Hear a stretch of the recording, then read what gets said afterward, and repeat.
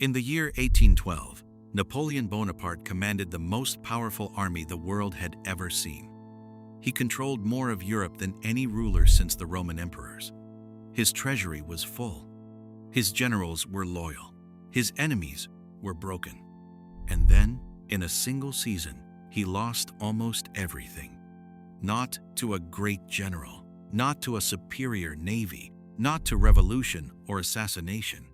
He lost it to winter, distance, and the one financial gamble that even the greatest military mind in history could not survive. To understand what Napoleon was thinking, you have to understand the world he had built.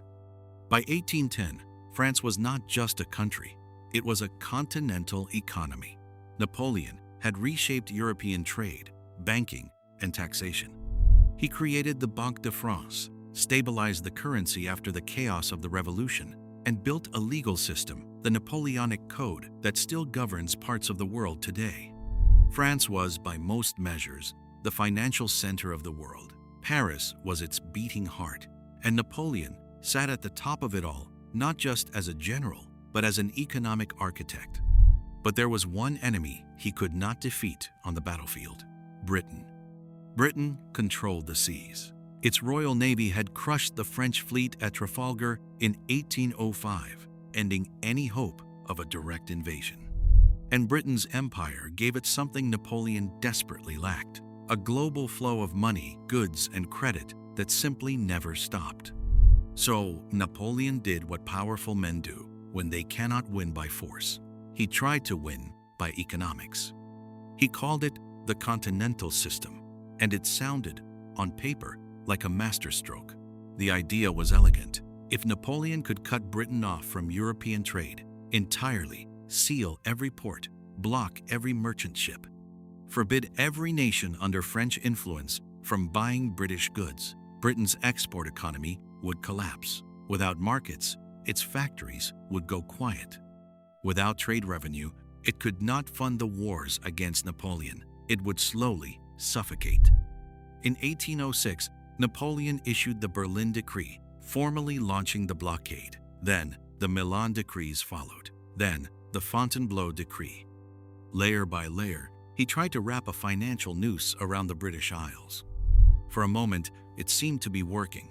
British exports fell. Unemployment rose. There were bread riots in English cities. Credit tightened. The Bank of England came under pressure.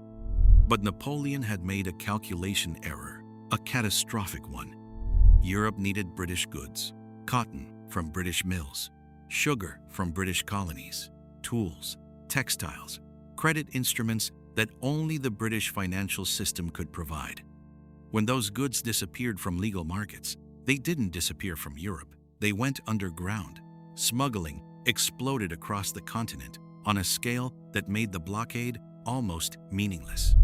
Portugal openly defied the system. Britain simply routed its trade through Lisbon. Napoleon's response was to invade Portugal, which dragged him into Spain, which opened the catastrophic Peninsular War that would drain French blood and money for 6 years. But even that was not the worst of it. The worst of it was Russia. Tsar Alexander I had initially agreed to honor the Continental System under the Treaty of Tilsit in 1807. It was one of the most expensive agreements Russia ever signed. Russian nobles depended on exporting grain and timber to Britain. Russian ports were dying. Russian aristocrats were furious. By 1810, Russia had quietly reopened its trade with Britain. Napoleon saw this as betrayal. He saw it as the unraveling of his entire economic strategy, and he made the decision that would end his empire. In June of 1812, Napoleon assembled the Grande Armée, over 600,000 men, the largest invasion force in European history, and marched into Russia. The stated goal was to force Alexander back into compliance with the blockade, to protect the Continental System, to save the economic architecture that Napoleon had spent a decade building. Think about that for a moment. He did not invade Russia for land. He did not invade for resources or revenge. He invaded, at its core, to enforce a trade policy. The financial logic was clear to him. Without the blockade, Britain would keep funding his enemies. Without Russia, the blockade was a fiction. Without the blockade, his entire European order was unsustainable. It was a chain of economic reasoning, and every link of it was correct. Except for the assumptions underneath. Napoleon assumed the Russian army would stand and fight and be destroyed, as every other European army had been. Instead, the Russians retreated. They burned their own crops. They left Napoleon's army chasing an enemy that refused to be caught, across a landscape that offered nothing. He reached Moscow in September. The city was abandoned, and then it burned. He waited in the ruins for 35 days, expecting a peace offer that never came. And then winter arrived.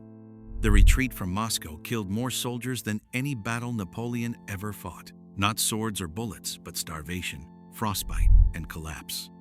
Of the 600,000 men who crossed into Russia, fewer than 100,000 returned in any condition to fight.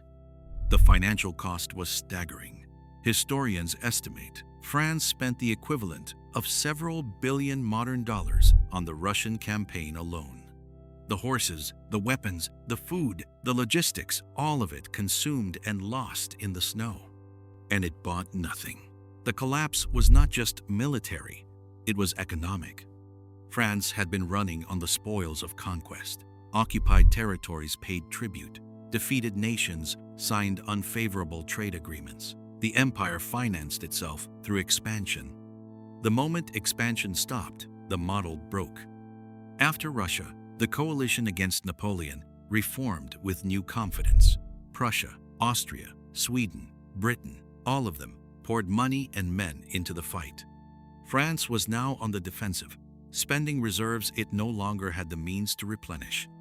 Napoleon was exiled to Elba in 1814. He returned for the 100 Days in 1815, raised one final army, funded partly on emergency credit and desperate taxation, and was defeated at Waterloo.